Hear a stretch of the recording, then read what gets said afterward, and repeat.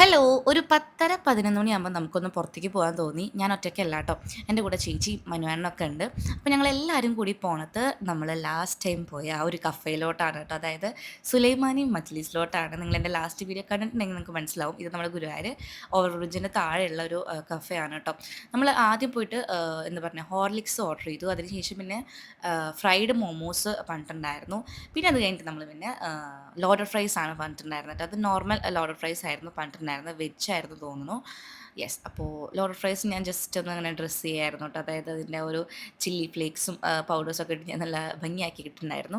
നല്ല ടേസ്റ്റ് ഉണ്ട് കേട്ടോ. എനിക്ക് ഇവിടുത്തെ ലോഡർ ഫ്രൈസ് ഭയങ്കര ഇഷ്ടമാണ്. അതിനുശേഷം നമ്മൾ ഗുരുവായൂർ അമ്പലത്തിലോട്ട് പോയിട്ട് ഉള്ളിൽ കയറി തൊഴാനൊന്നല്ല, ജസ്റ്റ് ഒന്ന് ചുമ്മാ അവിടെയൊക്കെ നടന്ന് തിരിച്ച് വരാമെന്ന് വിചാരിച്ചു. രാത്രി ഗുരുവായൂർ അമ്പലത്തിൻ്റെ ഭാഗത്തേക്ക് വരുമ്പോൾ നല്ല വൈബാണ് കേട്ടോ. പിന്നെ എനിക്ക് ഈ ഒരു പാവക്കുട്ടീനെ മേടിച്ചു തന്നു മനുവേട്ടൻ. എനിക്കിഷ്ടമായിട്ട്. എനിക്ക് അല്ലെങ്കിൽ പണ്ട് തൊട്ടേ ഇതുപോലത്തെ പാവക്കുട്ടികളൊക്കെ ഭയങ്കര ഇഷ്ടമാണ്. എൻ്റെ വീട്ടിൽ കുറേ പാവക്കുട്ടികളുണ്ട് കേട്ടോ. അപ്പോൾ ഇത് മേടിച്ചത് ഞാനിതിന് ക്ലിയോ എന്ന് പേരിട്ടു കേട്ടോ.